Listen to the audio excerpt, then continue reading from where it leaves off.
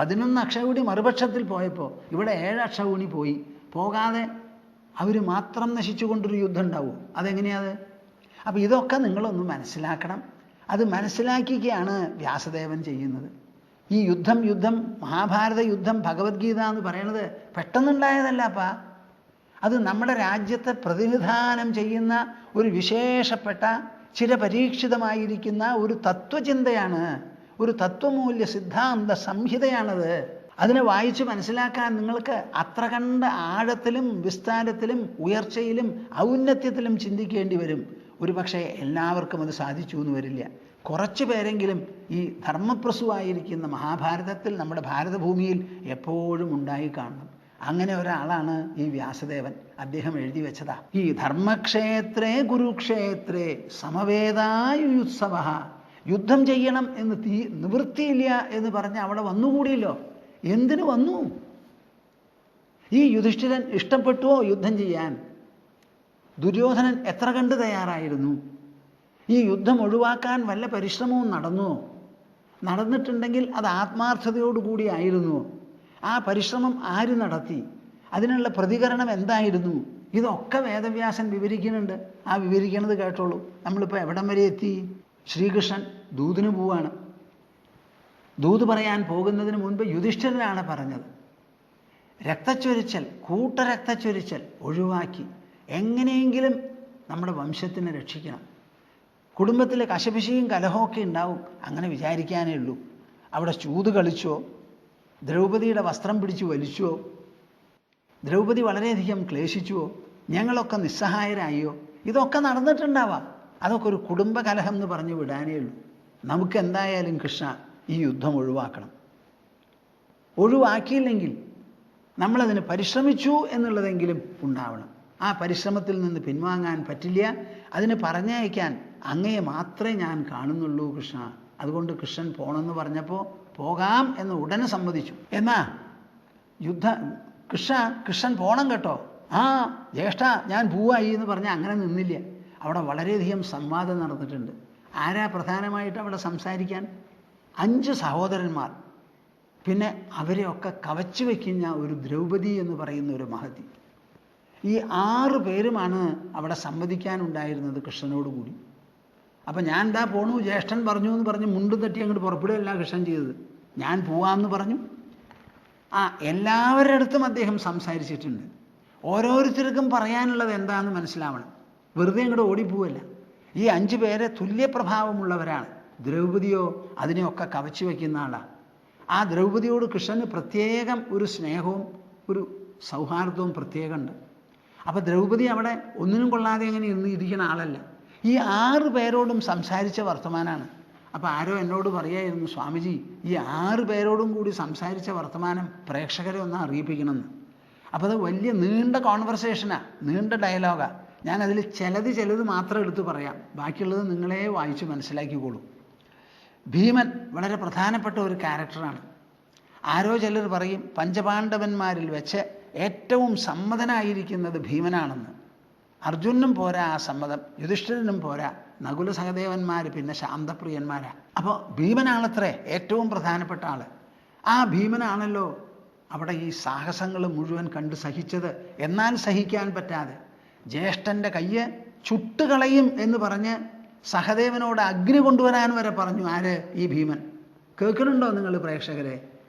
മനുഷ്യരുടെ മനസ്സ് ഇരുമ്പൊലക്കയല്ല കേട്ടോ, അത് കരിങ്കല്ലുമല്ല. അത് സമയോചിതമായിട്ട് പല ഭാവപകർച്ചകളും അതിനുണ്ടാവാം. കോപതാപങ്ങൾ എല്ലാവർക്കും ഉണ്ടാവും. പക്ഷേ മനസ്സിന് ഈ കോപതാപങ്ങൾ വിട്ട് ഇറങ്ങിച്ചെല്ലുന്ന ഒരു ശാന്തതയും ഒരു സഹനശക്തിയും ഒരു സഹിഷ്ണുതയും ഒരു കുളിർമയും ഒക്കെ ഇതേ മനസ്സിൻ്റെ അടിത്തട്ടിലുണ്ട്.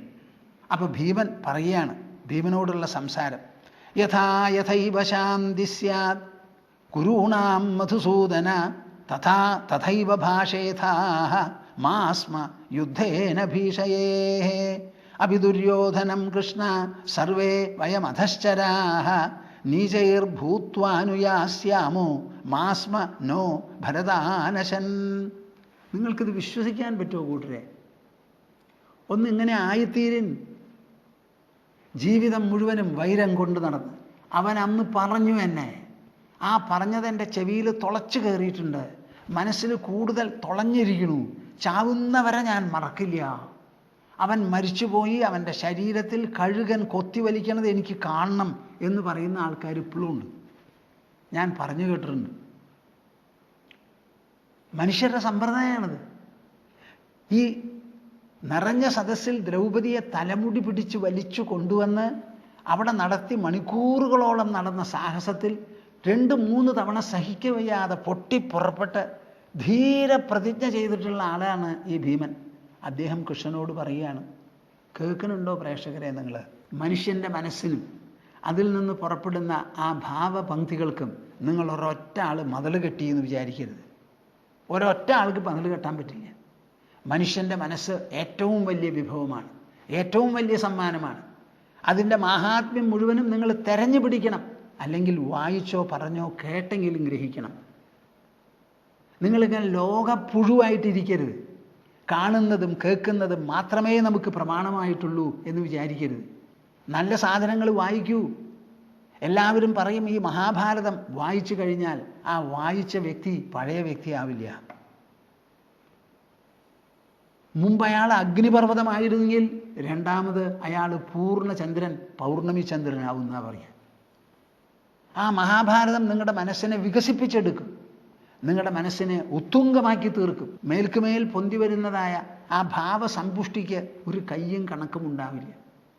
ഞാൻ ഭാഗവതം പറഞ്ഞ് അവസാനിക്കുന്നതിന് മുമ്പ് എത്ര എഴുത്തുകളാണ് ഇവിടെ വന്നിരിക്കുന്നത്. സ്വാമിജി, ഞങ്ങളൊക്കെ സപ്താഹം കേട്ട് പഠിച്ചിട്ടുള്ളവരാ, എത്രയോ സപ്താഹങ്ങൾ കേട്ടു. പക്ഷേ ഞങ്ങളാരും ഇത് മനസ്സിലാക്കിയില്ല. അതിൻ്റെ ഉള്ളിൽ ജീവിതത്തെ സ്പർശിക്കുന്നതായ ഇത്തരം തത്വമൂല്യ സിദ്ധാന്തങ്ങളുടെ പട്ടിക നിരത്തി നിരത്തി വച്ചിട്ടുണ്ടെന്ന്. ജീവിതത്തിന് പുതിയ ഒരർത്ഥം, പുതിയ ഒരു ആശയം, പുതിയ ഒരു ആദർശം, ഇതൊക്കെയാണ് ഞങ്ങൾക്കിപ്പോൾ കിട്ടിയിരിക്കുന്നത്. ഞങ്ങൾ വിചാരിച്ചു എന്തോ ഒരു പുണ്യം കേൾക്കുക, അത് മോക്ഷം കിട്ടും, ഇന്നല്ലെങ്കിൽ നാളെ, അടുത്ത ജന്മത്തിൽ, അല്ലെങ്കിൽ 1000 ജന്മം കഴിഞ്ഞിട്ട്, അങ്ങനെ ഒരു വിചാരമേ ഞങ്ങൾക്ക് ഉണ്ടായിരുന്നുള്ളൂ. അത് മനുഷ്യൻ്റെ മനസ്സിനെയും ബുദ്ധിയെയും കടഞ്ഞ് എടുക്കുന്നതാണെന്ന് ഞങ്ങൾ ധരിച്ചില്ല. അതുപോലെ ഇനിയിപ്പോൾ സ്വാമിജി ഭഗവത്ഗീതയാണ് പറയാൻ പോകുന്നത് എന്നുണ്ടെങ്കിലും അവർ തമ്മിൽ സംസാരിക്കുകയാണ് ഇത്രേ. സ്വാമിജി പറയുന്ന, ഭൂമാനന്ദ സ്വാമി പറയുന്ന ഭഗവത്ഗീത ഒന്ന് വേറെയാവും. നമ്മൾ പലപ്പോഴും കേട്ടിട്ടുണ്ടാവും, ഗീതാജ്ഞാനയജ്ഞങ്ങൾ കേട്ടിട്ടുണ്ടാവും, പ്രസംഗങ്ങൾ, ഒറ്റ പ്രസംഗങ്ങൾ കേട്ടിട്ടുണ്ടാവും, പുസ്തകവും വായിച്ചിട്ടുണ്ട്. പക്ഷേ ആ ഭഗവത്ഗീത ഒന്നും ആവില്ല ഒരു പക്ഷേ ഭൂമാനന്ദ സ്വാമി പറയുന്ന സമയത്ത്. എനിക്കറിയില്ല, നിങ്ങൾ തന്നെ കേട്ടു പറയും. പക്ഷേ ഭൂമാനന്ദ സ്വാമിയുടെ മനസ്സിൽ ഒരു വിചാരമുണ്ട്. എന്ത്? ഇത്ര വിശേഷപ്പെട്ട ഒരു വൈഭവം നമ്മുടെ കയ്യിലുള്ളപ്പോൾ, ഒരു നിധി കയ്യിലുള്ളപ്പോൾ, നമ്മുടെ ഭരണതലത്തിലുള്ളവരും ബുദ്ധിശാലികളുമായി റിസർച്ച്, ഗവേഷണം ചെയ്യുന്നവർ, കണ്ടുപിടുത്തത്തിന് വേണ്ടി പോകുന്നവർ, ഭരണത്തിൻ്റെ വിവിധ തലത്തിലുള്ളവർ, അധ്യാപക വൃന്ദങ്ങൾ, ലെക്ചറേഴ്സ് എന്ന് തുടങ്ങി പലരുമുണ്ടല്ലോ. ഇവരെല്ലാവരും ഈ ഇതിഹാസം എന്ന് പറയുന്ന നിധിയുണ്ടല്ലോ, അതറിയാതെ അവരുടെ ജീവിതം നിഷ്പ്രഭമായി പോകുന്നുണ്ടല്ലോ എന്നൊരു വിചാരം. ഈ നിധിയും കൂടി അവർക്ക് കയ്യിൽ കിട്ടിയാൽ അവർ ചെയ്യുന്ന പ്രവൃത്തി 1ന് 10,000 മടങ്ങിൽ ശോഭിക്കും. നമ്മുടെ കളക്ടർമാരൊക്കെ ഉപായപ്പെട്ട കളക്ടർമാരാവില്ല. നമ്മുടെ മിനിസ്ട്രി സെക്രട്ടറീസ് ഉണ്ടല്ലോ, അവരൊന്നും ഉപായപ്പെട്ടവരാവില്ല. നമ്മുടെ മന്ത്രിമാരുണ്ടല്ലോ, അവർ ഉപായപ്പെട്ടവരല്ല.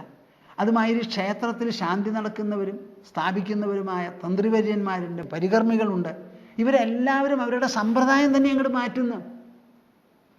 ഞാൻ ചെയ്യുന്ന പ്രവൃത്തിക്ക് എത്ര അർത്ഥമുണ്ട്, ആഴമുണ്ട്, ആശയമുണ്ട്, പ്രസക്തിയുണ്ട്, അതിന് നൽകാവുന്ന പ്രഭാവം എത്ര, അതുകൊണ്ട് വരാൻ പോകുന്ന മംഗളം എത്ര, കല്യാണം എത്രയാ, ഇത് മനസ്സിലാക്കിയാൽ പ്രവൃത്തികളൊക്കെ മാറുകയും നമ്മൾ നിസ്സാരന്മാരാകുന്നതിന് പകരം സാരന്മാരായിത്തീരും. ഇതാണ് നമുക്ക് സംഭവിക്കുക. ഇത് ഇല്ലാതെ പോകുന്നുണ്ടല്ലോ എന്നൊരു പരിതാപമാണ് എൻ്റെ സ്വരത്തിലും എൻ്റെ വാക്കുകളും നിങ്ങൾ കാണുന്നുണ്ടെങ്കിൽ കാണുന്നത്. ഇതൊരൊറ്റ വിചാരമാണ് എൻ്റെ മനസ്സിൽ. കൃഷ്ണൻ എങ്ങനെ ഉപനിഷത്ത് തത്വങ്ങളെ കുരുക്ഷേത്രം എന്ന് പറയുന്ന യുദ്ധഭൂമിയിൽ പടപൊരുതാൻ പറ്റിയ തരത്തിൽ അർജുനന് പ്രസൻറ്റ് ചെയ്തോ, അതേമാതിരി ആധുനിക ലോകത്തിന് ഈ പഴഞ്ചനാണ്, പാമരമാണ്, ചതല് പിടിച്ചതാണ്, കാലഹരണപ്പെട്ടതാണ് എന്ന് പറഞ്ഞ് തള്ളിക്കിടക്കുന്ന നമ്മുടെ വിശേഷപ്പെട്ട ബ്രഹ്മവിദ്യയും തത്വമൂല്യ സിദ്ധാന്ത സംഹിതകളായിരിക്കുന്ന ഇതിഹാസാദികളും അത് പഴഞ്ചനല്ല, പാമരന്മാരല്ല, അത് എഴുതിയിട്ടുള്ളവർ നിത്യസ്മരണീയരാണ്, നിത്യനൂതനമാണ് അവരുടെ സൃഷ്ടി എന്ന് മനസ്സിലാക്കണം എല്ലാവർക്കും എന്നുള്ളൊരു അഭിപ്രായമുണ്ട്. അതിനു വേണ്ടിയിട്ടാണ് ഞാൻ പറയുന്നത്. യഥാ യഥൈവ ശാന്തി സ്യാത് കുരൂണാം മധുസൂദന തഥാ തഥൈവ ഭാഷേഥാഃ മാസ്മ യുദ്ധേന ഭീഷയേ. നോക്കൂ ഭീമൻ, ഇതാണോ ഭീമൻ്റെ ഉള്ളിലുള്ള ആ നഗ്ന സുന്ദരമായിരിക്കുന്ന ഹൃദയം? നാവുകൊണ്ട് പറഞ്ഞു, ക്ഷോഭമാണതിൻ്റെ പിന്നിൽ, അസഹിഷ്ണുതയാണതിൻ്റെ പിന്നിൽ. 5 ആളുടെയും കൂടിയിട്ടുള്ള ധർമ്മപത്നി മഹാരാജ്ഞിയാണ് പിടിച്ചു വലിച്ചത്. ഒരു കൈ പൊന്തിക്കാൻ അവർക്ക് സാധിച്ചില്ല. അപ്പോഴും ഭീമൻ പറയുന്നത് നിർത്തിയില്ല. ഞാൻ യുദ്ധത്തിൽ തട്ടി പൊട്ടിക്കും എന്ന് പറഞ്ഞു, മാറ് പിളർക്കും എന്ന് പറഞ്ഞു. ഇത് പറയാൻ അദ്ദേഹത്തിന് സാധിക്കും, ചെയ്യാൻ പറ്റില്ല. ആ സമയത്ത് ദാസന്മാരാ, കയറില്ലാതെ കെട്ടിയിട്ടിരിക്കുക. അപ്പോഴും ആ മനുഷ്യൻ, അദ്ദേഹം കൃഷ്ണൻ ഇപ്പോൾ യുദ്ധത്തിന് മുമ്പ് ദൂത് പറയാൻ പോകുമ്പോൾ തൻ്റെ അഭിപ്രായം പറയുക. യഥാ യഥൈവ ശാന്തി സ്യാത് കുരൂണാം മധുസൂദന. അവിടെ വേർതിരിക്കുന്നില്ല, കുരൂണാം എന്നൊരൊറ്റ വാക്കാ. എന്താ ഈ ഒരു വാക്ക്? കുരുവംശത്തിൽപ്പെട്ടവരാണ് 2 പേര്. കുരുവിൻ്റെ അനന്തരഗാമികളാണ് 2 കൂട്ടരും. ആ കുരുക്കന്മാർക്ക് ദുര്യോധന പക്ഷത്തിൽപ്പെട്ടവർക്കും ഞങ്ങളുടെ പക്ഷത്തിൽപ്പെട്ടവർക്കും ഒരുപോലെ ഹേ മധുസൂദന യഥൈവ ശാന്തി സ്യാത്. എങ്ങനെയാണോ ശാന്തി ഉണ്ടാവുക, അവരുടെ ജീവിതം ശാന്തി സുന്ദരമാവുക, ഭദ്രമാവുക, തഥൈവ ഭാഷേഥാഃ. അതിനനുസരിച്ച് വേണേ എൻ്റെ പൊന്നു കൃഷ്ണ സംസാരിക്കാൻ. അവിടെ ചെന്ന് ഞങ്ങൾ പല യാതനകളും അനുഭവിച്ചു. അരക്കല്ലത്തിലിട്ട് ചുട്ടുപോക്കാൻ നോക്കി, ചൂത് കളിച്ചു, തോൽപ്പിച്ചു, പിടിച്ചു വലിച്ചു. അത് കഴിഞ്ഞ് 2ാമത് പോവും, പിന്നെയും മറിഞ്ഞു. അത് കഴിഞ്ഞ് 12 കൊല്ലം വനവാസം എന്ന് പറഞ്ഞയച്ചു. ഇതൊക്കെ കഴിഞ്ഞു അജ്ഞാതവാസവും. ഇങ്ങനെ ഒന്നിനു മീതെ ഒന്നിനെ കഠിനമായിരിക്കുന്ന യാതനകൾ, കഷ്ടപ്പാടുകൾ എല്ലാം തന്നെ ഞങ്ങളിൽ അടിച്ചേൽപ്പിച്ചാലും ഇതൊന്നും കൃഷ്ണൻ്റെ മനസ്സിലുണ്ടാവരുതേ, അരുതേ. തഥൈവ ഭാഷേഥാ. കൗരവന്മാർക്ക് നമുക്ക് 2 പേർക്കും ഒരുപോലെ നന്മയരുളുന്നതും ശാന്തി അരുളുന്നതുമായ ഒരു കാര്യമായിരിക്കണം അങ്ങയുടെ മനസ്സിൻ്റെ മുൻപിൽ. നാഭി ദുര്യോധനം കൃഷ്ണ സർവേ വയമധശ്ചരാഃ നീചൈർഭൂത്വാനുയാസ്യാമോ മാസ്മനോ ഭരതാനശൻ. ഭീമൻ പറയുന്നതാണ്. അഭിദുര്യോധനം കൃഷ്ണ സർവേ വയം അധശ്ചരാഃ. ആ ദുര്യോധനുണ്ടല്ലോ, ആ ദുര്യോധനൻ്റെ കീഴിൽ ദാസന്മാരായി മുട്ടുകുത്തി ഞങ്ങൾക്ക് നടക്കേണ്ടി വന്നാൽ ഞങ്ങൾ നടക്കാമെന്ന്. അധശ്ചരാഃ നാഭി ദുര്യോധനം കൃഷ്ണ നീചൈർഭൂത്വ അനുയാസ്യാമോ. ആ ദുര്യോധനൻ മഹാപ്രഭു ആയിക്കോട്ടെ, ഞങ്ങളൊക്കെ നീചദാസന്മാരായിക്കോട്ടെ. അദ്ദേഹം പറയണത് കേട്ട് ഞങ്ങൾ അനുസരിച്ച് നടക്കാം, അദ്ദേഹത്തിൻ്റെ അനുചരന്മാരായി കൂടിക്കോളാം, ദാസന്മാരായി. എന്നാലും മാസ്മനോ ഭരതാനശൻ. ഭരതന്മാരുടെ വംശത്തിനെ കൊന്നുമുടിച്ചു എന്നുള്ളൊരു നില വരരുതേ. ഈ യുദ്ധം നടന്നാൽ എന്താ ഉണ്ടാവുക? ഒരാൾ അവിടെ ബാക്കി നിൽക്കില്ല, എല്ലാവരും നശിക്കാനാ പോണേ. 45 ലക്ഷം പടയാണ് ഒന്നടങ്കം മരിക്കാൻ പോണത്. അത് മരണമല്ല, കൊന്നിട്ട് ചാവണതാ, കൊല്ലപ്പെട്ടാ പോകുന്നത്. അങ്ങനെ ഒരു സ്ഥിതി വരരുതേ. അത് ഒഴിവാക്കണേ. അതിന് ഞങ്ങളുടെ ഭാഗത്ത് നിന്ന് എത്ര വേണമെങ്കിൽ ഞങ്ങൾ താഴാം, ഭൂമി വിട്ട് പാതാളത്തേക്ക് വേണമെങ്കിൽ അങ്ങോട്ടും പോവാം, ഇഴഞ്ഞു നടക്കാം പാമ്പുകളെ പോലെ. എന്നാലും ശരി, അഭിദുര്യോധനം കൃഷ്ണ സർവേ വയമധശ്ചരാഃ നീചൈർഭൂത്വാനുയാസ്യാമോ മാസ്മനോ ഭരതാനശൻ. എന്താ ഭീമൻ ഇങ്ങനെ സംസാരിക്കുന്നത് എന്ന് ഒരു അതിശയമോ ഒരു ആശ്ചര്യമോ ഒക്കെ നിങ്ങൾക്ക് തോന്നേണ്ടതാണ്. എന്താ അങ്ങനെ സംസാരിക്കണേ? ആലോചിച്ച് നോക്കൂ. ആ സമയത്ത് ഭീമൻ വലിയ ഒരു ദുഷ്കൃത്യത്തിൻ്റെ ആക്രമണം, ആ വലിയ കൊടും ആക്രമണത്തിൻ്റെ മുൻപിൽ കണ്ട് സഹിക്കാതെ സംസാരിക്കുന്നതാണപ്പോൾ. ഇപ്പോൾ ഇവർ സുചിന്തിതമായ ഒരു സന്ദേശത്തോടു കൂടി പറഞ്ഞയക്കുകയാണ്. അപ്പോൾ ഇവിടെ ആക്രമണങ്ങളൊന്നുമില്ല, ക്ഷോഭങ്ങളൊന്നുമില്ല. അവരുടെ മനസ്സിൽ എന്താണ് ആലോചിച്ച് പറയേണ്ട കാര്യം എന്ന് വെച്ചാൽ അത് പറയാം. അപ്പോൾ കോപിച്ചിരിക്കുമ്പോഴല്ല ഒരു തീരുമാനം എടുക്കേണ്ടത്. തീരുമാനമെടുക്കുന്നതൊക്കെ ആലോചിച്ച് നോക്കിയിട്ട് വേണം. അതിന് ശാന്തമായ ഒരു അന്തരീക്ഷവും വേണം. ആ സമയത്താണ് നമ്മൾ എടുക്കേണ്ടത്. അപ്പോൾ ഈ സമയത്ത് ഭീമൻ പറയുന്ന മാതിരി അപ്പം പറഞ്ഞിട്ടുണ്ടാവണമെന്ന് നിങ്ങൾ വിചാരിക്കരുത്. അപ്പം പറഞ്ഞത് ശരിയാണ്. ഒരാക്രമണത്തിൻ്റെ മുൻപിൽ മനസ്സിൽ തോന്നുന്നത് മനസ്സ് പ്രകടമാക്കി അതിനെ അടപ്പിട്ട് അടയ്ക്കാനൊന്നും പറ്റിയില്ല. കാര്യം ബാഹ്യമായ ഒരു ദാസന്മാരാണെങ്കിലും ഉള്ളുകൊണ്ട് പൊട്ടിത്തെറിച്ചതാണ് ഭീമൻ. അതേ ഭീമൻ ഇപ്പോൾ പറയുന്നത് സുചിന്തിതമായ ഒരു അഭിപ്രായവും അഭിലാഷവുമാണ്. അത് രണ്ടും തമ്മിലുള്ള വ്യത്യാസം മനസ്സിലാക്കണം. ഇപ്പോൾ കൃഷ്ണൻ സമാധാനമായിട്ട് അവിടെ ദൂത് പറയാൻ പോവുക. ആ പോകുന്ന സമയത്ത് വലിയ ഒരു രാജാവിൻ്റെയും രാജവംശത്തിൻ്റെയും പ്രതിനിധിയായിട്ടാണ് പോകുന്നത്. പാണ്ഡവന്മാർ ധർമ്മിഷ്ഠരാണ്. അപ്പം ധർമ്മം എന്ന് പറയുന്ന ആ വലിയ മൂല്യം, സിദ്ധാന്തം, ആദർശമുണ്ടല്ലോ, ആ ആദർശം അഭിലഷിക്കുന്നതോ ആവശ്യപ്പെടുന്നതോ അനുവദിക്കുന്നതോ അനുശാസിക്കുന്നതോ ആയ കാര്യമെന്തോ അതാണ് ഇവിടെ അവതരിപ്പിക്കേണ്ടത്. അതാണ് ഭീമൻ പറയുന്നത്.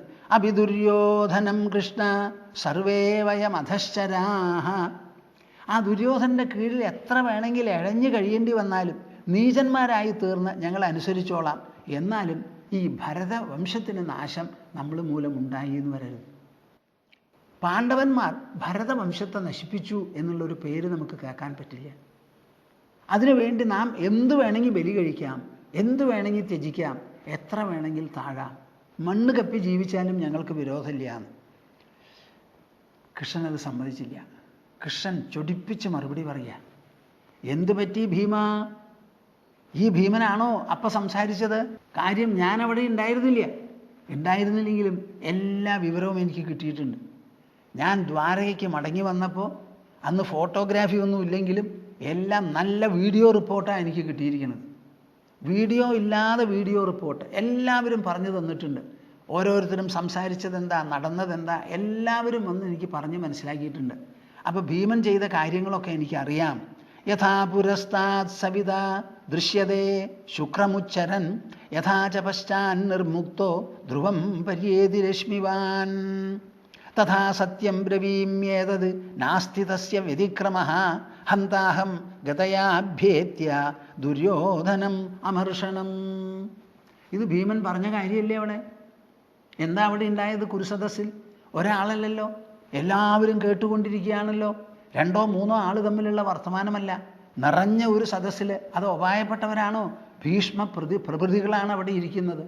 നിങ്ങളെ പഠിപ്പിച്ച ദ്രോണാചാര്യനുണ്ട്, വളർത്തിക്കൊണ്ടുവന്ന ഭീഷ്മനുണ്ട്, ഒരു ഭാഗത്ത് വിതുരനുണ്ട്, കൃപനുണ്ട്, പിന്നെ പല രാജാക്കന്മാരും ചക്രവർത്തിമാരും വന്നിരിക്കുകയാണ്.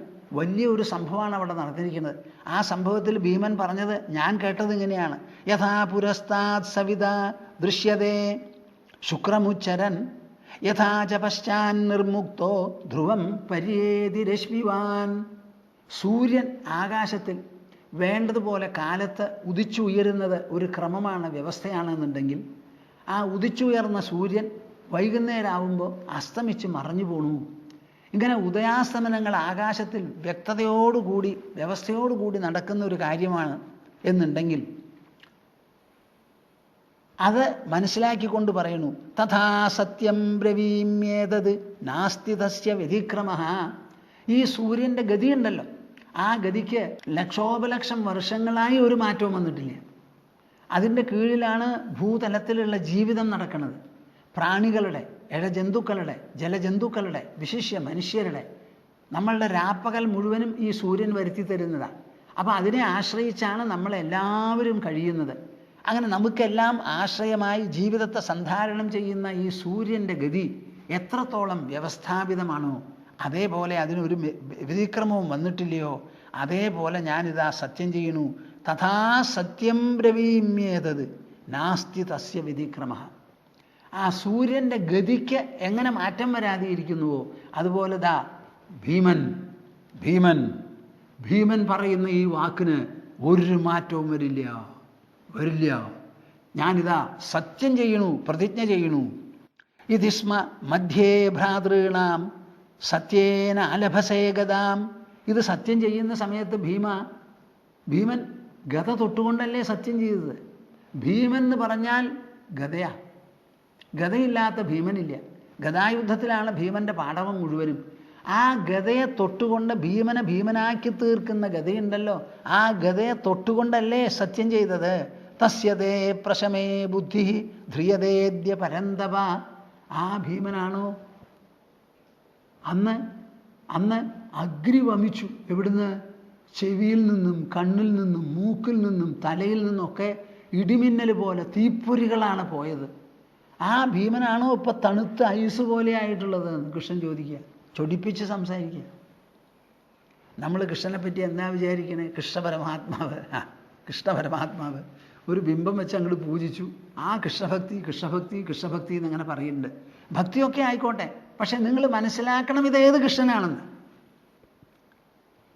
വാസ്തവത്തിൽ നിങ്ങളൊരു ഭഗവാൻ മാത്രമായി ഈ കൃഷ്ണനെ വിചാരിച്ചാൽ ആ കൃഷ്ണൻ ഇതുപോലെ വന്ന് ഇത്രയധികം സംവാദം നടത്തി 125 കൊല്ലക്കാലം മനുഷ്യരുടെ ഇടയിൽ ഉണ്ടായിരിക്കുമോ? നിങ്ങൾ എന്നെ പറയും. എത്ര ഭഗവാന്മാരാ അങ്ങനെ വന്നിരിക്കുന്നത് ഇവിടെ?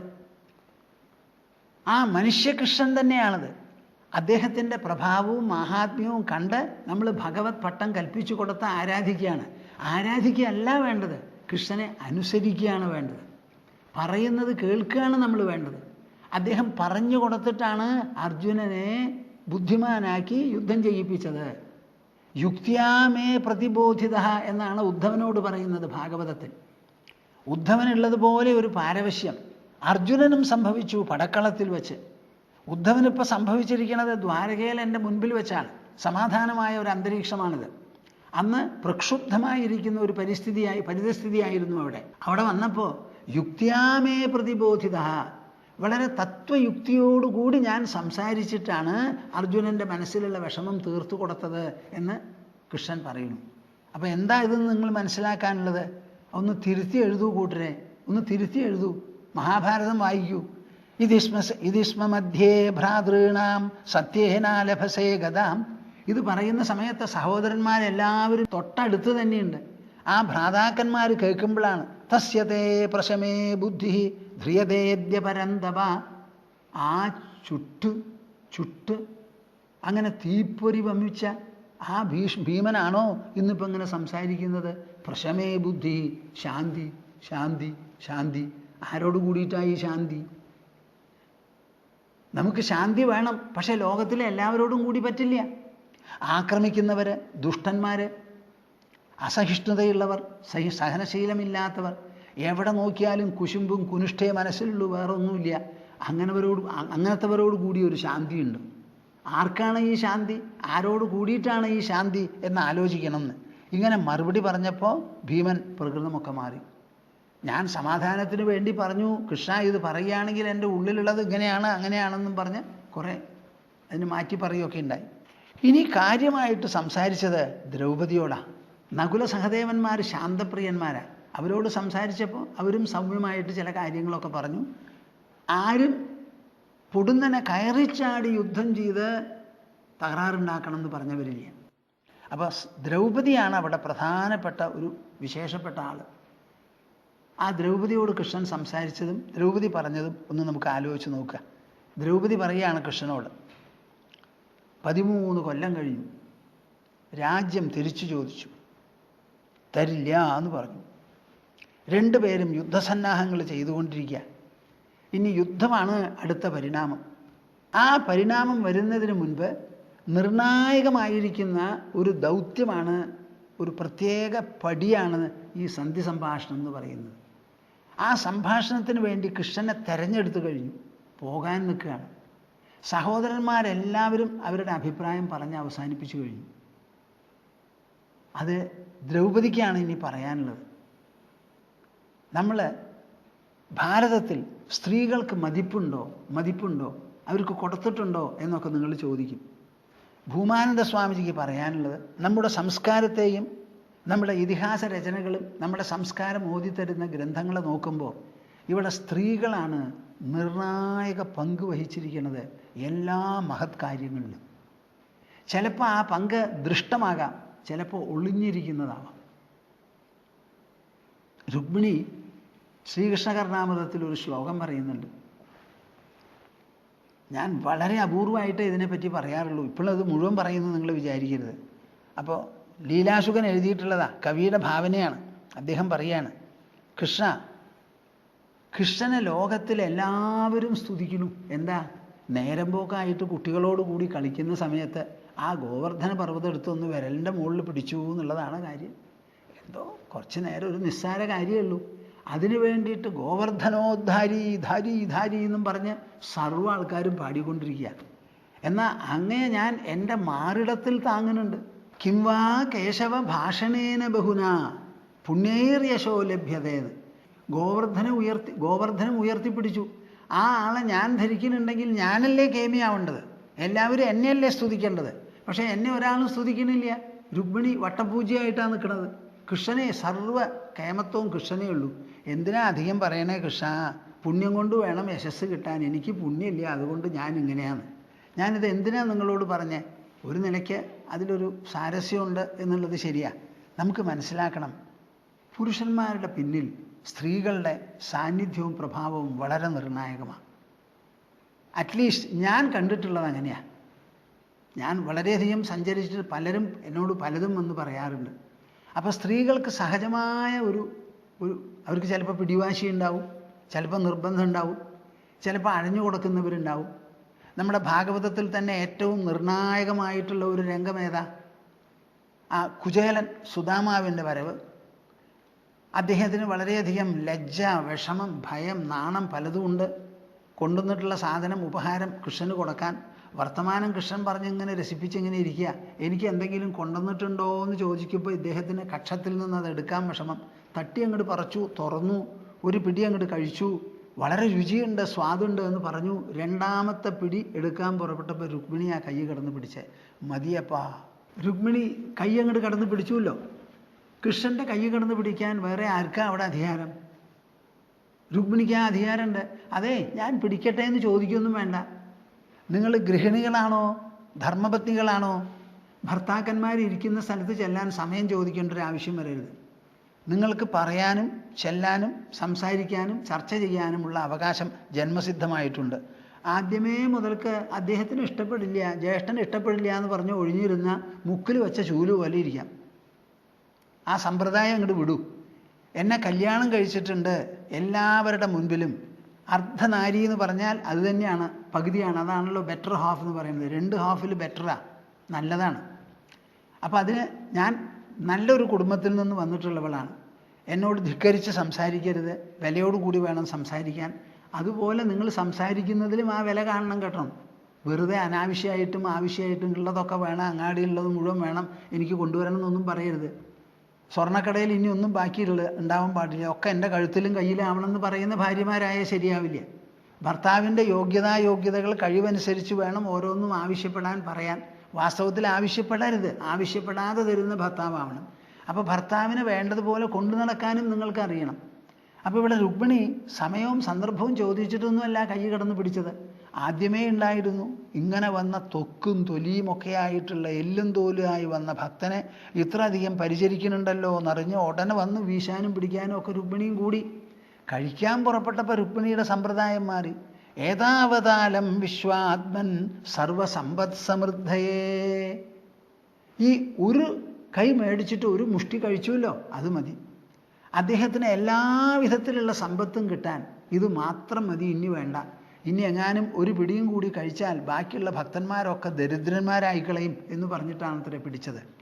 അപ്പോൾ ആ രുക്മിണി കൈ കടന്ന് പിടിച്ചതിൽ ഭൂമാനന്ദ സ്വാമിജിക്ക് വലിയ സന്തോഷമാണ്. എന്താ സന്തോഷം എന്ന് പറഞ്ഞാൽ തീരില്ല. അങ്ങനെയുള്ള ധർമ്മപത്നിമാരാവണം സ്ത്രീകളെ നിങ്ങളെല്ലാവരും നമ്മുടെ പ്രേക്ഷക വൃന്ദത്തിൽ. ഗൃഹനായിക, ഗൃഹിണി, ആ ഗൃഹനായിക എന്നാണ് പേര്. ആ ഗൃഹത്തെ വേണ്ടതുപോലെ ഒരു മഹാലക്ഷ്മിയെ പോലെ ഇരുന്ന് നിങ്ങളെല്ലാവരും നന്നാക്കണം. ഇതാണ് ആവശ്യം. 5 സഹോദരന്മാരാണല്ലോ യുധിഷ്ഠിര പക്ഷത്തിൽ. അതിൽ ആ 5 സഹോദരന്മാർക്കും അവരവരുടേതായ പ്രത്യേകതകളും വിശേഷതകളും സ്ഥാനങ്ങളും മാനങ്ങളും ഉണ്ട്. അപ്പോൾ കൃഷ്ണൻ പോകുന്ന സമയത്ത് ഓരോരുത്തരും അവരുടെ മനസ്സിലിരിപ്പും അവരുടെ ഉദ്ദേശവും ലക്ഷ്യവുമെല്ലാം വളരെ ശാന്തമായി നല്ല പോലെ പറഞ്ഞ് മനസ്സിലാക്കുന്നുണ്ട്. ആ മനസ്സിലാക്കുന്നതിൽ നകുലൻ സഹദേവൻ 2 പേരെ ഞാൻ അങ്ങോട്ട് സാരല്ല എന്ന് പറഞ്ഞ് വിടണ്ട സ്വാമിജി, അതും കൂടി ഒന്ന് പറയണം കുറച്ചെങ്കിലും എന്ന് എന്നോട് പറയണു എൻ്റെ കൂടെയുള്ളവരെ. അപ്പം ഞാൻ അവരുടെ ഭാഗവും കൂടി ഒന്ന് അവതരിപ്പിച്ച് കളയാം. നകുലൻ പറയാണ്, കൃഷ്ണ പോകുന്ന സമയത്ത് ആദ്യം സാന്ത്വനമായിരിക്കണം അങ്ങ് പറഞ്ഞ് ധരിപ്പിക്കുന്നത്. നമ്മൾ സംസാരം തുടങ്ങുന്ന സമയത്ത് ഞങ്ങൾ യുദ്ധം ചെയ്യാൻ പോണു, എന്താ നിങ്ങൾ കണ്ടിരിക്കണേ, അങ്ങനെയുള്ള ചോദ്യമൊന്നും ചോദിക്കേണ്ട. നമുക്ക് യുദ്ധം ആവശ്യമില്ല. അപ്പം യുദ്ധം നടന്നാൽ എന്തെല്ലാം സംഭവിക്കും എന്ന് പറഞ്ഞ് ആ യുദ്ധത്തിൻ്റെ ഭയാനകത, അതുകൊണ്ട് വരാൻ പോകുന്ന ഭവിഷ്യത്ത് എന്തൊക്കെയാണ്, നാശം എത്രയാണ്, നിങ്ങൾ വിചാരിക്കുന്ന മാതിരി ഒതുങ്ങി നിൽക്കുന്നതല്ല. 1-2 ആളെയോ ബാധിക്കുന്നതോ നമ്മുടെ കുലത്തിനെ ബാധിക്കുന്നതോ മാത്രമല്ല, അതിന് വ്യാപകമായ അർത്ഥമുണ്ട്. ഭാരതത്തിൻ്റെ മുഴുവനും ധാർമ്മിക ഭാവിയെ നിശ്ചയിക്കാൻ പോകുന്നതാണ്. അതിബൃഹത്തായിട്ടുള്ള നാശമാണ് സംഭവിക്കാൻ പോകുന്നത് എന്ന് പറഞ്ഞ് ആ ഭയം ഒന്ന് കാണിച്ചു കൊടുക്കണം, നല്ല പോലെ പ്രദർശിപ്പിച്ച് അവരുടെ മുൻപിൽ വിവരിക്കണം. അതൊക്കെ കഴിച്ചിട്ടും സാധിച്ചില്ല എന്നുണ്ടെങ്കിലോ എന്നാണ് എനിക്ക് അവസാനമായിട്ട് പറയാനുള്ളത്. അപ്പുറത്ത് വിതുരനൊരാളുണ്ട്, അദ്ദേഹത്തിൻ്റെ ഒരു നിഷ്പക്ഷമായിരിക്കുന്ന അഭിപ്രായമാണ്. ആ വിതുരൻ അങ്ങക്ക് കൺസൾട്ടേഷൻ അവൈലബിൾ ആയിരിക്കും. അദ്ദേഹം ചർച്ച ചെയ്യണമെന്നുണ്ടെങ്കിൽ അതിന് ലഭ്യനാണ് അദ്ദേഹം. അപ്പോൾ അങ്ങും വിതുരനും എല്ലാം കൂടി ആലോചിച്ച് നോക്കി നമ്മുടെ ഒരു ധർമ്മരാജാവ് ഉണ്ടല്ലോ യുധിഷ്ഠിരൻ, ആ ജ്യേഷ്ഠൻ്റെ മനോരഥം എന്തോ അത് നടക്കാൻ പറ്റിയ തരത്തിലുള്ള ഒരു സംഭാഷണവും നീക്കവും നയവും മതി എന്ന് പറഞ്ഞ് നകുലൻ അവസാനിപ്പിച്ചു. സഹദേവൻ വലിയൊരു ഉപദേഷ്ടാവാണല്ലോ. സഹദേവനെ പറ്റി അദ്ദേഹമാണ് ഏറ്റവും വലിയ ജ്യോതിഷി എന്നാണ് പറയുക. എന്ത് കാര്യത്തിലും വേണ്ടതുപോലെ ആലോചിച്ച് പറയാൻ, കവടിയുടെ സഹായത്തോടു കൂടി പറയാൻ പറ്റുന്ന ആളാണ്. അപ്പോൾ സഹദേവൻ്റെ അഭിപ്രായം വളരെ നിർണായകമായിട്ട് പറയുകയാണ് അദ്ദേഹം. എന്താ പറയുന്നത്? യദി പ്രശമമിച്ഛേയുഃ കുരവഃ പാണ്ഡവൈഃ സഹ തഥാപി യുദ്ധം ദാശാർഹ യോജയേതാഃ സഹൈവ തൈഃ. അവിടെ ചെന്നു അവരൊക്കെ ശാന്തിയാണ് ഇഷ്ടപ്പെടുന്നത്. നമുക്ക് യുദ്ധം വേണ്ട കൃഷ്ണ. യുധിഷ്ഠിരനോടും അർജുനനോടും ഭീമനോടും നകുലിനോടും സഹദേവനോടും ചെന്ന് പറഞ്ഞേക്കൂ. അവരൊരു പക്ഷേ സമ്മതിക്കാൻ ഒരുക്കമില്ലെങ്കിൽ പോലും അങ്ങയുടെ നയചാതുര്യം കൊണ്ട് അവരെ സമ്മതിപ്പിക്കണം. എന്തായാലും യുദ്ധം വേണ്ട, നമുക്ക് ശാന്തി മതി എന്നൊരഭിപ്രായമാണ് ആ സദസ്സിൽ നിന്ന് പൊന്തി വന്നത് എന്ന് വിചാരിച്ചോളൂ. യദി പ്രശമമിച്ഛേയുഃ കുരവഃ പാണ്ഡവൈഃ സഹ. നിറഞ്ഞ കുരുസദസ്സിൽ വെച്ച് നമ്മുടെ ജ്യേഷ്ഠൻ ഭീമൻ എന്തൊക്കെയാണ് അവിടെ പറഞ്ഞു കൂട്ടിയത്, എന്തുമാതിരിയുള്ള പ്രതിജ്ഞ എടുത്തത്. ആ ജ്യേഷ്ഠൻ്റെ മുഖത്തുനിന്നാണ് ഇപ്പം ഞാനിപ്പോൾ കേട്ടത്, സമാധാനവും ശാന്തിയും മതി, ഭരതവംശത്തിനെ നശിപ്പിച്ചു എന്നൊരു പേര് നമുക്ക് ഉണ്ടാവരുതെന്ന്. ഇതേമാതിരി ഒരു മാറ്റം അവർക്കും ഉണ്ടായിക്കൂടാന്നില്ലല്ലോ. അവസാനത്തെ നിമിഷത്തിൽ കുറേയൊക്കെ ശത്രുത പുലർത്തി ഇപ്പോൾ ഒരു പക്ഷേ ഒതുങ്ങിയിരിക്കുന്ന സമയത്ത് നമ്മളിപ്പോൾ വേറെയാണ്. ഇങ്ങനെ വന്നാലോ, അങ്ങനെ എന്തെങ്കിലും തരത്തിൽ അവർ ശാന്തി ഇഷ്ടപ്പെട്ടു പോയി എന്നുണ്ടെങ്കിലോ, എനിക്ക് പറയാനുള്ളത് കൃഷ്ണ വളരെ വളരെ വ്യക്തമാണ്, സ്പഷ്ടമാണ്. ഞാൻ പറയുന്നതിൽ എൻ്റെ മനുഷ്യൻ എന്നുള്ള നിലയ്ക്ക് വെറും മനസ്സുകൊണ്ട് സംസാരിക്കുന്നത് മാത്രമല്ല, ഇതിലൊരു അദൃഷ്ടമായിരിക്കുന്ന ഒരു ഗതിയും കൂടി പരിശോധിച്ച് നോക്കിയിട്ടാണ് ഞാൻ പറയുന്നത്. കുരവഃ പാണ്ഡവൈഃ സഹ യദി പ്രശമമിച്ഛേയുഃ തഥാപി യുദ്ധം ദാശാർഹ യോജയേതാഃ സഹൈവ തൈഃ.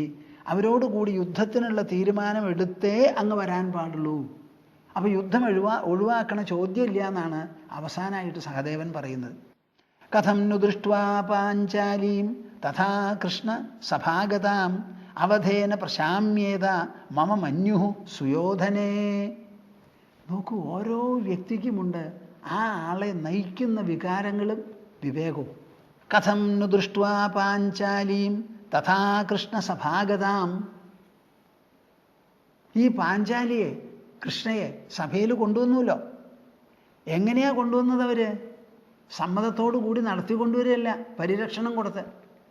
നീ ഞങ്ങളുടെ ദാസിയായി ഇങ്ങോട്ട് വാ എന്ന് പറഞ്ഞപ്പോൾ കൂട്ടാക്കിയില്ല. വേഗം നടക്കൂന്ന് പറഞ്ഞപ്പോൾ അവസരം കാത്തിരിക്കുകയാണല്ലോ. തലമുടി കെട്ടിപ്പിടിച്ച് കയ്യിൽ ചുറ്റി അങ്ങ് പിടിച്ച് വലിക്കുക ചെയ്തത്. അങ്ങനെ വലിച്ചിട്ടാണ് കൊണ്ടുവന്നിരിക്കുന്നത്. കഥം നു ദൃഷ്ട്വാ പാഞ്ചാലീം തഥാ കൃഷ്ണസഭാഗതാം. ആ കാഴ്ച, ആ സംഭവം കണ്ടതിന് ശേഷം, അത് നടന്നതിന് ശേഷം അവധേന പ്രശാമ്യേത മമ മന്യുഃ സുയോധനേ. എൻ്റെ മനസ്സിലുള്ള ആ മഞ്ഞുണ്ടല്ലോ, ആ കോപം, ദേഷ്യമുണ്ടല്ലോ, ആ ദേഷ്യം ഒരിക്കലും ശമിക്കില്ല ദുര്യോധന പക്ഷത്തിൻ്റെ വധമില്ലാതെ. ആ ദുര്യോധനും ദുശ്ശാസനും മരിക്കുന്നതല്ലാതെ ഒരു വഴിയില്ല എൻ്റെ കോപവും ദേഷ്യവും ശമിക്കാൻ എന്നാണ് പറയുന്നത് സഹദേവൻ. യദി ഭീമാർജുനൗ കൃഷ്ണ ധർമ്മരാജസ്യ ധാർമ്മികഃ ധർമ്മമുത്സൃജ്യതേനാഹം യോദ്ധുമിച്ഛാമി സംയുഗേ. കേൾക്കുന്നുണ്ടോ നിങ്ങൾ? ഒന്ന് കേട്ട് മനസ്സിലാക്കൂ. നിങ്ങൾക്ക് സഹോദരന്മാരുണ്ട് എന്ന് വിചാരിക്കുക. അച്ഛനമ്മമാരും മനസ്സിലാക്കേണ്ടതാണ്. കുട്ടികൾ മുതിർന്നു കഴിഞ്ഞാൽ അവരുടെ അഭിപ്രായത്തിനെ അടക്കി ഭരിക്കാൻ ഒറ്റ ആളും പരിശ്രമിക്കേണ്ട. എന്തെങ്കിലും കുടുംബ തീരുമാനം പ്രധാനപ്പെട്ടതുണ്ടെങ്കിൽ സ്ഥലം മേടിക്കുകയാണെന്ന് വെച്ചോളൂ. പ്രായമൂപ്പുള്ള കുട്ടികളാണെങ്കിൽ കുട്ടികളെ വിളിക്കണം അച്ഛനമ്മമാർ. അതേ, അയൽവക്കത്ത് അവർ ഭൂമി കൊടുക്കാമെന്ന് തീരുമാനിച്ചിട്ടുണ്ട്, അത് മേടിക്കാൻ ഉദ്ദേശിക്കുന്നു. ഇന്നതൊക്കെയാണ് വരും വരായകൾ. എൻ്റെ അഭിപ്രായം ഇതാ, കുട്ടികളെ നിങ്ങൾ എന്താ ആവശ്യപ്പെടുന്നത് എന്ന് ചോദിക്കണം. നിങ്ങൾ നിങ്ങളുടെ കുട്ടികളെ വേണ്ടതുപോലെ വളർത്തിക്കൊണ്ടുവന്നാൽ ആ വളർച്ച എന്നുള്ള വാക്കിന് എന്താ അർത്ഥം? പ്രായപൂർത്തി വന്നാൽ പിന്നെ അവരോട് ചർച്ച ചെയ്ത് അവരുടെ ഉപദേശവും നയവും നിർദ്ദേശവും ഒക്കെ ഉൾക്കൊണ്ടു വേണം പ്രവർത്തിക്കാൻ. അപ്പോഴേ നിങ്ങൾ കുട്ടികളെ വളർത്തി എന്ന് പറയാൻ പറ്റുള്ളൂ. ജനിക്കുന്ന സമയത്ത് എത്ര വയസ്സ് വ്യത്യാസം ഉണ്ടായിരുന്നു, ആ വ്യത്യാസം അവരെത്ര വളർന്നാലും അവരുടെ ഒപ്പം ഞങ്ങളും വളർന്നു. അപ്പോൾ അവരെപ്പോഴും 20 കൊല്ലം താഴെയാ 25 കൊല്ലം താഴെയാന്ന് പറഞ്ഞ് കുട്ടികളെ കുട്ടികളാക്കി നിർത്താനാണ് നിങ്ങൾ പരിശ്രമിക്കുന്നത്? അതോ ഈ കുട്ടികൾക്ക് പ്രായമൂപ്പ് വന്ന ഒരു അഡൾട്ട് ആവണമെന്ന് വിചാരിക്കുന്നുവോ? അഡൾട്ട് ആവുമ്പോൾ നിങ്ങൾ അവരെ വിളിച്ച് അഭിപ്രായം ചോദിക്കണം. ഞാൻ എല്ലാവരോടും പറയും, കുടുംബത്തിൽ വഴക്കും വെക്കാണവും പറഞ്ഞാൽ കേൾക്കാത്തവരൊക്കെ ഉണ്ടല്ലോ. അപ്പോൾ ആ കുട്ടികളോട് പറയും, കുട്ടികളെ നിങ്ങളൊരു കാര്യം മനസ്സിലാക്കണം. ഇന്ന് നിങ്ങൾ കുട്ടികളാണ്, അച്ഛനമ്മമാർ വളർത്തിക്കൊണ്ടുവരിക. എപ്പോഴൊരിക്കൽ നിങ്ങൾക്ക് 21 വയസ്സ് പ്രായം വന്നുവോ അന്ന് അച്ഛനമ്മമാർക്ക് ഉപദേശം നൽകേണ്ടവരാണ് നിങ്ങൾ. അതുവരെ നിങ്ങളുടെ ആവശ്യത്തിന് വേണ്ടി ഒരു സൂപ്പർവിഷൻ, ഒരു മേൽനോട്ടം അവർ നടത്തുകയാണ്. ഇത് നിങ്ങൾ മനസ്സിലാക്കണം. കുട്ടികൾക്ക് പ്രായമൂപ്പ് വന്നാൽ ആ സ്വരത്തിൽ വേണം നിങ്ങൾ സംസാരിക്കാൻ. ചെറുപ്പകാലത്ത് കണ്ണുരുട്ടി മിഴിച്ചു, ദേഷ്യപ്പെട്ടു, ഡാ പൊടാന്നൊക്കെ പറഞ്ഞു, അതൊക്കെ മുതിരുമ്പോൾ ആ ഭാഷയൊക്കെ മാറ്റേണ്ടി വരും. അവർ വളരുന്നതോടുകൂടി നിങ്ങളും അങ്ങോട്ട് വളർന്നു വരണം. അതാണ് ആവശ്യം. അപ്പം സഹദേവൻ്റെ അഭിപ്രായം പറയുകയാണ്, കേട്ടോളൂ. യതി ഭീമാർജുനൗ കൃഷ്ണ ധർമ്മരാജസ്യ ധാർമ്മിക ധർമ്മമുത്സൃജ്യതേനാഹം യോദ്ധും ഇച്ഛാമി സംയുഗേ. ഭീമനും അർജുനും ധർമ്മരാജാവായ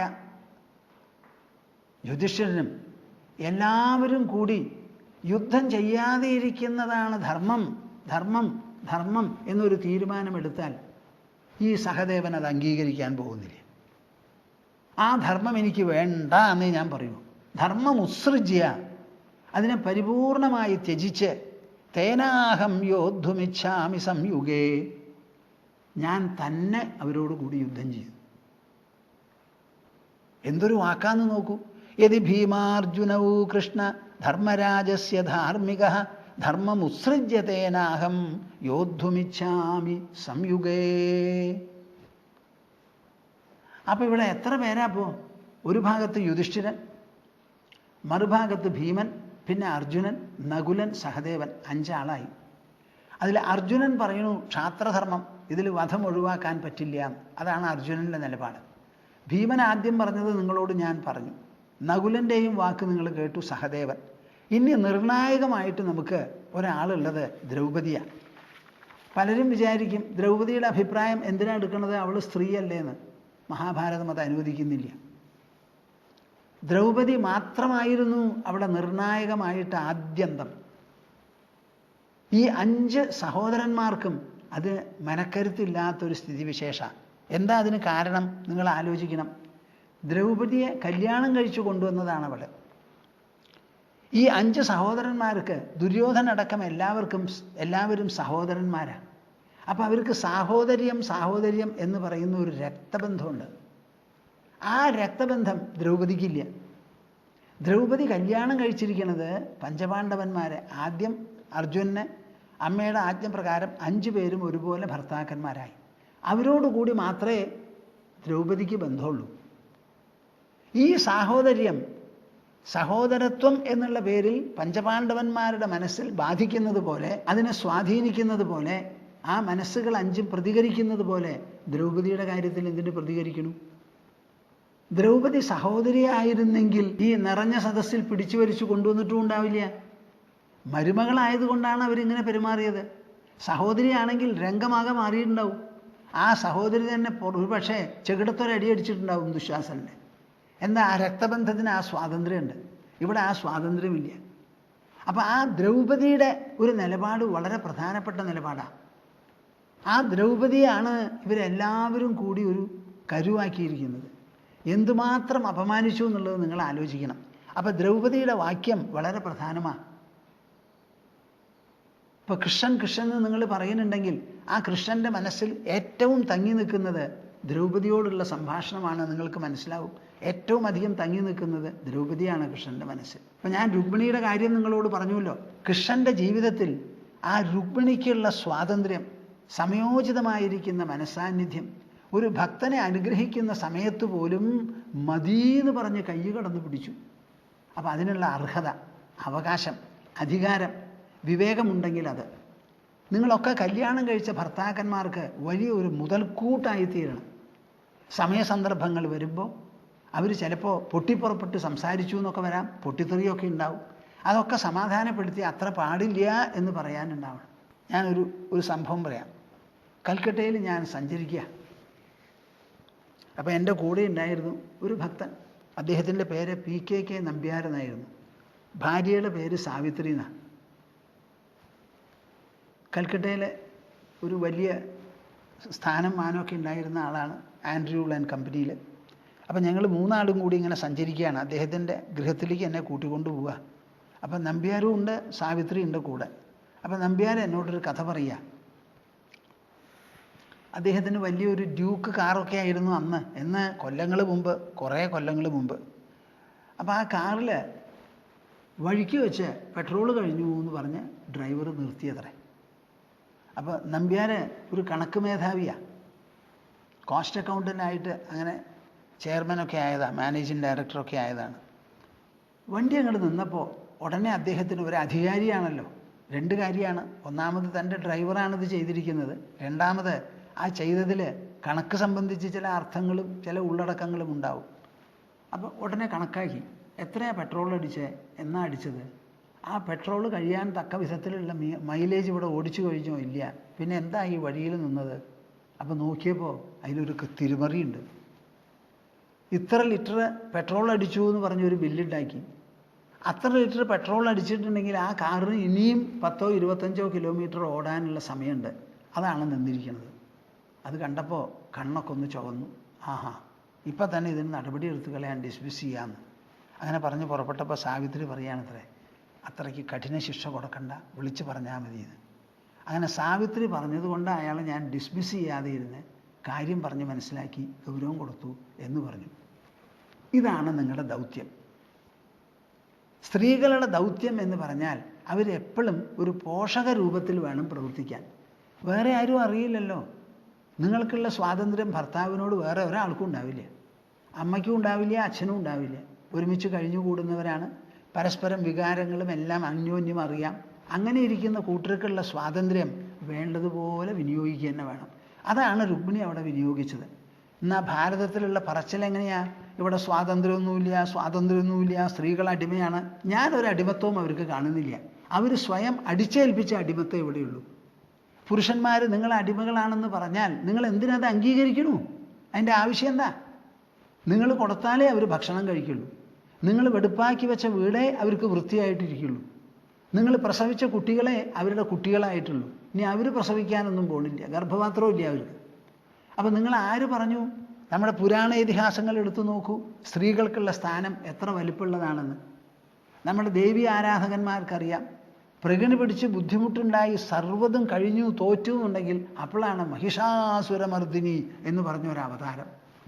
ആ സ്ത്രീക്ക് മാത്രമേ ശരിയായ തീരുമാനം സമയത്തിന് എടുക്കാൻ പറ്റുള്ളൂ.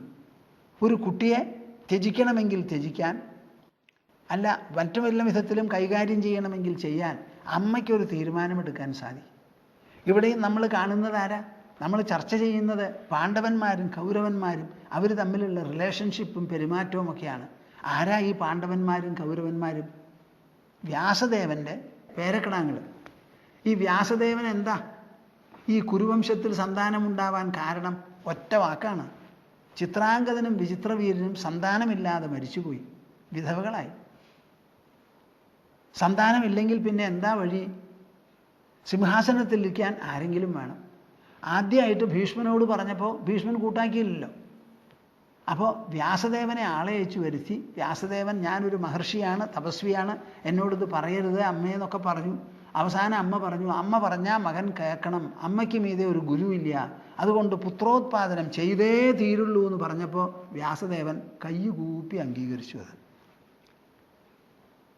അപ്പോൾ ഈ ഹസ്തിനപുരം നാഥനില്ലാതെ ആയിത്തീരുന്ന ഒരു വക്കിലെത്തിയപ്പോൾ അതിൽ നിന്ന് സംരക്ഷിക്കാൻ വ്യാസദേവനെ ഉണ്ടായുള്ളൂ. അത് നിർബന്ധിച്ചത് ആരാ? അമ്മയാണ്. സത്യവതിയുടെ ആ നിർബന്ധം. അങ്ങനെ നിങ്ങൾക്ക് എവിടെ നോക്കിയാലും കാണാം വളരെ ക്രൂഷ്യൽ, അതിനിർണായകമായിരിക്കുന്ന ദൗത്യം നിർവഹിച്ചിട്ടുള്ളത് ഇവിടെ സ്ത്രീകളാണ്.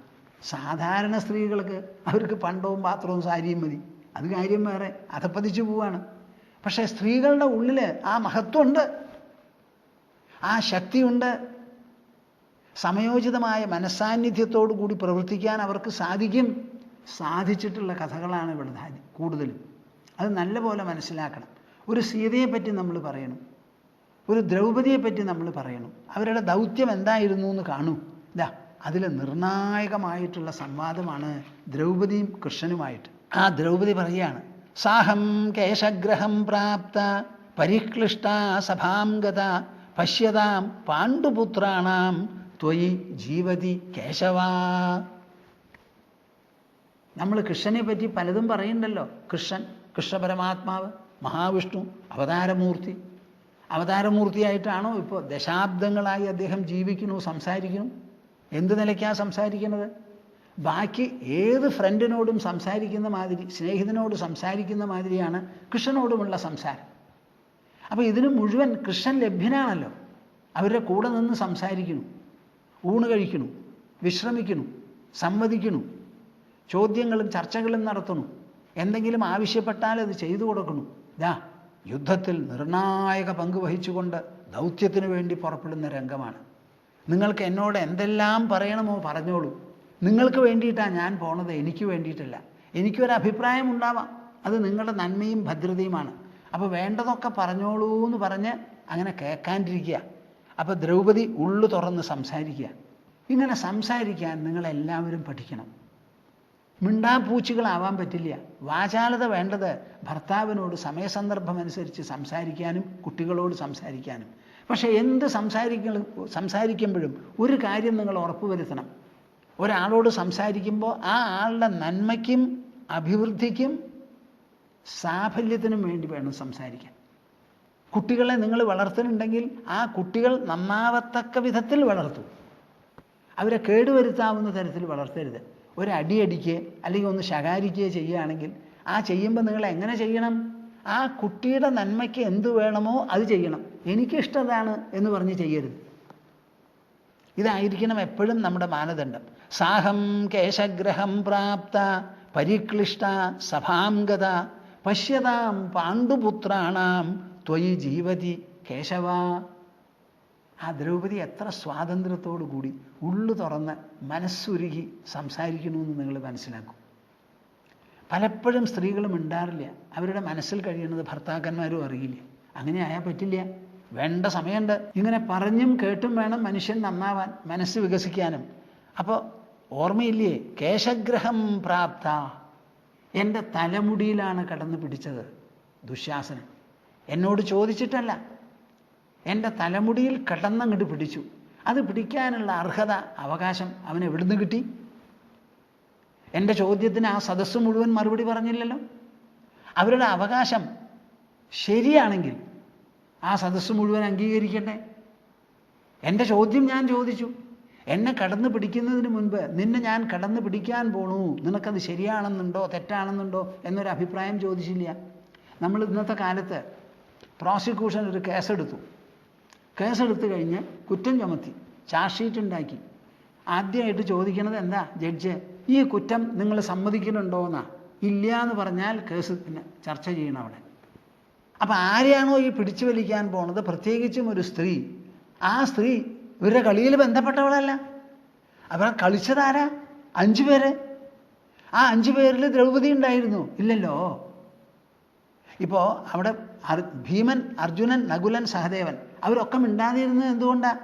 ജ്യേഷ്ഠൻ്റെ കൂടെ ഇരുന്നിട്ടാണ് കളിക്കണത് ജ്യേഷ്ഠനാണെങ്കിൽ കൂടെയുണ്ട്. അപ്പോൾ അവർക്ക് പറയാം, എറിയരുത്, ചൂതെറിയരുത്, പകട എറിയരുത് എന്ന് പറഞ്ഞില്ല അവർ.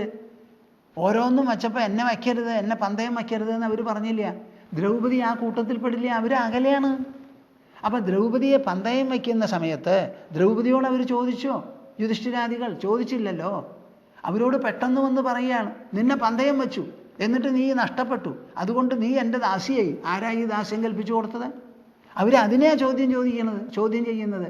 എൻ്റെ ദാസ്യം ഏൽപ്പിക്കാൻ അവിടെ ഒരൊറ്റ ആളില്ലാന്ന്. കാരണം യുധിഷ്ഠിരൻ പണയപ്പെട്ടു പോയിക്കഴിഞ്ഞു, പന്തയത്തിൽ തോറ്റു. പിന്നെ എങ്ങനെയാണ് എന്നെ വയ്ക്കാൻ പറ്റുക? നിങ്ങൾ തന്നെയല്ലേ പറഞ്ഞത് എന്നെ പന്തയം വയ്ക്കണമെന്ന്? അപ്പം ഞാൻ സ്വതന്ത്രയായി നിൽക്കുന്നു എന്ന് നിങ്ങൾ സമ്മതിക്കുന്നില്ലേ? ആ സ്വാതന്ത്ര്യത്തിൽ ഉറച്ചു നിന്നു. ഇതൊന്നും കേൾക്കാൻ ദുശാസന ഒരുക്കില്ല. കടന്നങ്ങോട്ട് പിടിച്ചു. സാഹം കേശഗ്രഹം പ്രാപ്ത പരിക്ലിഷ്ട സഭാം ഗത. എന്നിട്ട് എത്ര കഷ്ടപ്പെട്ട്, രജസ്വലയാണ് ഞാൻ, ഒരു വസ്ത്രമേ എൻ്റെ ശരീരത്തിലുള്ളൂ, എന്തുമാത്രം വിഷമത്തോടുകൂടി, മനോവ്യഥയോടുകൂടി, ദേഹവ്യഥയോടുകൂടി, എല്ലാ വിധത്തിലും അപമാനിതയായി പരവശയായിട്ടാണ് ഞാൻ സഭയിലേക്ക് പോയത് കൃഷ്ണ. പശ്യതാം പാണ്ഡുപുത്രാണാം. ഞാൻ പോകുന്ന സമയത്ത് എൻ്റെ ഭർത്താക്കന്മാരൊന്നും അവിടെ ഇല്ലാതെയില്ല, എല്ലാവരും അവിടെ ഉണ്ട്. അവരുടെ മുമ്പിലേക്കാണ് എന്നെ കൂട്ടിക്കൊണ്ടുപോയത്. മാത്രമോ കൃഷ്ണ, ത്വയി ജീവതി കേശവ. എൻ്റെ ഉറ്റ ബന്ധുവായിരിക്കുന്ന അങ്ങും ജീവിച്ചിരിക്കുമ്പോഴാണ് അതുണ്ടായത്. കേൾക്കണുണ്ടോ നിങ്ങൾ? ആ സംസാരത്തിൻ്റെ ശക്തി എത്രയുണ്ടെന്ന് ആലോചിക്കൂ. ത്വയി ജീവതി കേശവ. എൻ്റെ 5 ഭർത്താക്കന്മാരും എൻ്റെ ഉറ്റ ബന്ധുവായി സംരക്ഷിക്കാനുള്ള കൃഷ്ണ അങ്ങും ഉള്ളപ്പോഴാണ് ഈ ഗതികേട്, ഈ ആക്രമണം എന്നിലുണ്ടായത്. സാഹം കേശഗ്രഹം പ്രാപ്ത പരിക്ലിഷ്ട സഭാം ഗത പശ്യതാം പാണ്ഡുപുത്രാണാം ത്വയി ജീവതി കേശവ. നിരമർഷേഷു അചേഷ്ടേഷു പ്രേക്ഷമാണേഷു പാണ്ഡുഷു പാഹി മാമിതി ഗോവിന്ദ മനസാ ചിന്തിതോ ഹി മേ. അങ്ങ് അവിടെ ഉണ്ടായിരുന്നില്ല എന്നാണല്ലോ പറഞ്ഞത്. അങ്ങ് അവിടെ ഉണ്ടായിരുന്നോ ഇല്ലയോ? എനിക്ക് ഉറ്റ ബന്ധുവാണെന്ന് തോന്നുന്ന അങ്ങയുടെ പേര് വിളിച്ചാണ് ഞാൻ മുറവിളി കൂട്ടിയത്. എൻ്റെ ഭർത്താക്കന്മാർ ദാസന്മാരായി കഴിഞ്ഞു. അവർക്ക് മിണ്ടാൻ വയ്യ, എണീക്കാൻ വയ്യ എന്ന് എനിക്കറിയാം. പിന്നെ എനിക്ക് വിളിക്കാനുള്ളത് ആരാ? എൻ്റെ ഒരൊറ്റ കൃഷ്ണനെ എനിക്ക് വിളിക്കാൻ പറ്റുള്ളൂ. ആ കൃഷ്ണനെ വിളിക്കുന്നതിന് ഞാൻ ലജ്ജിച്ചില്ല, നാണിച്ചില്ല, ഉറക്കെ തന്നെയാണ് വിളിച്ചത്. ലോകം മുഴുവനും കേട്ടാലും എനിക്ക് വിരോധമില്ല. അത്രയ്ക്ക് ആശ്രയബുദ്ധിയുണ്ട് എനിക്ക് അങ്ങയുടെ പേരിൽ. എന്നെ സഹായിക്കാൻ ഒരാളേ ഉള്ളൂ എന്ന് എനിക്ക് മനസ്സിലായി. 5 ആൾക്കാർ നഷ്ടപ്പെട്ടു പോയി കഴിക്കുക. അവർക്കൊന്നും വിരലനക്കാൻ പറ്റില്ല. നിരമർഷേഷ്വചേഷ്ടേഷു. അവർക്ക് ഈ കാണുന്നത് കണ്ടിട്ട് ഒരമർഷവും അവരുടെ മനസ്സിലുണ്ടായി എന്ന് എനിക്ക് തോന്നണില്ല. ഒരമർഷവുമില്ലാതെ. അചേഷ്ടേഷു. കയ്യോ കാലോ വായോ ഒന്നും അനക്കാൻ പറ്റാതെ. പ്രേക്ഷമാണേഷു പാണ്ഡുഷു. കേൾക്കുന്നുണ്ടോ പ്രേക്ഷകരെ നിങ്ങൾ? പ്രേക്ഷമാണേഷു പാണ്ഡുഷു. ഒരാളല്ല, 5 ആള് പാണ്ഡുപുത്രന്മാര് കണ്ടുകൊണ്ടിരിക്കുക. അവരുടെ മനസ്സിൽ അവർക്ക് അമർഷമുള്ളതായിട്ട് എനിക്ക് തോന്നിയില്ല. അചേഷ്ടേഷു. കയ്യും കാലും ഒക്കെ പിടിച്ച് കെട്ടിയിട്ട മാതിരിയാണ് അവരിയ്ക്കുന്നത്. പാഹിമാമിതി ഗോവിന്ദ. ഗോവിന്ദ എന്നെ രക്ഷിക്കൂ, എന്നെ രക്ഷിക്കൂ എന്നിങ്ങനെ മനസാ ചിന്തിതോ ഹി മേ. ഇവിടെ പറയണു, മനസ്സുകൊണ്ട് ഞാൻ ഇങ്ങനെ ചിന്തിച്ചു. എന്നെ രക്ഷിക്കാൻ കൃഷ്ണൻ മാത്രമേ ഉള്ളൂ. എൻ്റെ കൃഷ്ണ, ഗോവിന്ദ വരൂ, രക്ഷിക്കൂ എന്നിങ്ങനെ പറഞ്ഞു. നിരമർഷേഷു അചേഷ്ടേഷു പ്രേക്ഷമാണേഷു പാണ്ഡുഷു പാഹിമാമിതി ഗോവിന്ദ മനസാ ചിന്തിതോ ഹി മേ. കജഗ്രഹമനുപ്രാപ്ത സാസ്മി കൃഷ്ണ വരാസതി പഞ്ചാനാം പാണ്ഡുപുത്രാണാം പ്രേക്ഷതാം മധുസൂദന. കജഗ്രഹമനുപ്രാപ്ത സാസ്മി കൃഷ്ണ വരാസതി. കൃഷ്ണ, നല്ലോണം ഒന്ന് ആലോചിക്കണേ. ഞാൻ വല്ലവരുടെ കാര്യമല്ല പറയണത്. അങ്ങക്ക് എന്നെപ്പറ്റി എല്ലാ വർത്തമാനങ്ങളും അറിയാം, പാണ്ഡവന്മാരുടെ കാര്യവും അറിയാം. അങ്ങനെ അറിഞ്ഞുകൊണ്ടിരിക്കുന്ന വരാസതി, ഞാൻ അങ്ങേയറ്റം സതിയ. കല്യാണം കഴിച്ചത് ക്ഷത്രിയ വംശത്തിന് ചേർന്ന തരത്തിൽ ഒരു വീര്യശുൽക്കയായിട്ടാണ് എൻ്റെ അച്ഛൻ എന്നെ കല്യാണം കഴിച്ചു കൊടുത്തത്. അത് നേടിയെടുത്തത് ആരാ? അർജുനൻ. അപ്പം അർജുനൻ്റെ ധർമ്മപത്നിയായിട്ടാണ് എൻ്റെ വരണമോ അല്ലെങ്കിൽ വിവാഹമോ സ്വയംവരം നടന്നത്. അവിടെ കൊണ്ടുപോയി അമ്മയുടെ അടുത്ത് പറഞ്ഞപ്പോൾ അമ്മ പറഞ്ഞു 5 ആൾക്കും കൂടിയിട്ട് ആയിക്കോട്ടെ സമ്മാനം. അത് പൂർണ്ണമായി എതിർപ്പില്ലാതെ ഞാൻ സ്വീകരിച്ചു. ഒരു ഭാഗത്ത് അച്ഛനാണ് കല്യാണം കഴിപ്പിക്കാൻ അർജുനനെ തന്നത്. ആ അർജുനൻ്റെ അമ്മയാണ് രണ്ടാമത് എല്ലാം കൂടി ആവണമെന്ന്. അവർ 2 പേരും പറഞ്ഞത് ഞാൻ സ്വീകരിച്ചിട്ടേ ഉള്ളൂ. എൻ്റെ സ്വന്തം അഭിപ്രായം അവിടെ ഇല്ല. അങ്ങനെ ഏറ്റവും വലിയ ശ്രേഷ്ഠയായി. ആ സമയത്ത് സാധാരണ സ്ത്രീകൾ എതിർക്കും, ഞാൻ എതിർത്തില്ല. അപ്പോൾ എൻ്റെ മനസ്സിൻ്റെ വൈഭവം അങ്ങ് മനസ്സിലാക്കണം. 5 ആൾക്കും കൂടി എന്ന് പറഞ്ഞപ്പോൾ 5 ആൾക്കും കൂടി പത്നിയായിരുന്നു. ഞാൻ തിരഞ്ഞെടുത്തതൊന്നും അല്ലല്ലോ, എനിക്ക് വേണ്ടപ്പെട്ടവരെ എനിക്ക് നിയോഗിച്ച് തന്നതല്ലേ. അങ്ങനെയുള്ള ഞാൻ കജഗ്രഹമനുപ്രാപ്ത സാസ്മി ആ കൃഷ്ണയാണ്, ആ ദ്രൗപദിക്കാണ് ഈ തലയിലെഴുത്ത്, ഈ ദുർഗതി വന്നത്. ഏറ്റവും വിശിഷ്ടമായിട്ടുള്ള ഒരു സ്ത്രീ, വരിഷ്ഠയായിരിക്കുന്ന ഒരു സ്ത്രീയാണ്. അതും ഉപായപ്പെട്ടതല്ല, പഞ്ചപാണ്ഡവന്മാരുടെ ധർമ്മപത്നി. പഞ്ചാനാം പാണ്ഡുപുത്രാണാം പ്രേക്ഷതാം മധുസൂദന. ഈ 5 പേരെ പാണ്ഡുപുത്രന്മാർ കണ്ടുകൊണ്ടിരിക്കുമ്പോഴാണ് മധുസൂദന ഇത് സംഭവിച്ചത്. ഞാനിവിടെ ഈ പറയുന്ന ശ്ലോകം വനപർവ്വത്തിൽ നിന്നുള്ളതാണ്. അത് ഈ സമയത്ത് പാഞ്ചാലിയുടെ വാക്കായിട്ട് ഞാൻ പറയണമെന്ന് മാത്രം, സ്ഥലം എവിടെയോ ആയിക്കോട്ടെ. കചഗ്രഹമനുപ്രാപ്ത സാസ്മി കൃഷ്ണവരാ സതി പഞ്ചാനാം പാണ്ഡുപുത്രാണാം പ്രേക്ഷതാം മധുസൂദന. നൈവമേ പതയഃ സന്തി ന പുത്ര ന ച ബാന്ധവാഃ ന ഭ്രാതരോ ന ച പിതാ നൈവ ത്വം മധുസൂദന. നമ്മൾ പറയുന്നല്ലോ കൃഷ്ണൻ ഭഗവാൻ ഭഗവാൻ ഭഗവാൻ. അന്ന് കാലത്ത് കൃഷ്ണൻ ജീവിച്ചിരിക്കുമ്പോൾ പലരും ഭഗവാനായിട്ട് സമ്മതിച്ചിട്ടില്ല. ഭക്തന്മാരുടെ മുൻപിലേ അദ്ദേഹം ഭഗവാനായിട്ടുള്ളൂ. നൈവമേ പതയഃ സന്തി, എനിക്ക് ഭർത്താക്കനില്ല, ന പുത്രാഹ, പുത്രന്മാരുമില്ല, ന ച ബാന്ധവാഹ, ബന്ധുജനങ്ങളുമില്ല, ന ഭ്രാതരോ ന ച പിതാ, സഹോദരന്മാരുമില്ല, അച്ഛനുമില്ല, നൈവത്വം മധുസൂദന, അങ്ങയും എനിക്കില്ല.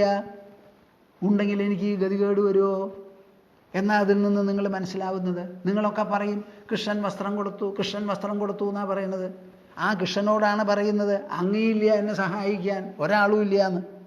നൈവമേ പതയഃ സന്തി ന പുത്ര ന ച ബാന്ധവാഃ ന ഭ്രാതരോ ന ച പിതാ നൈവത്വം മധുസൂദന.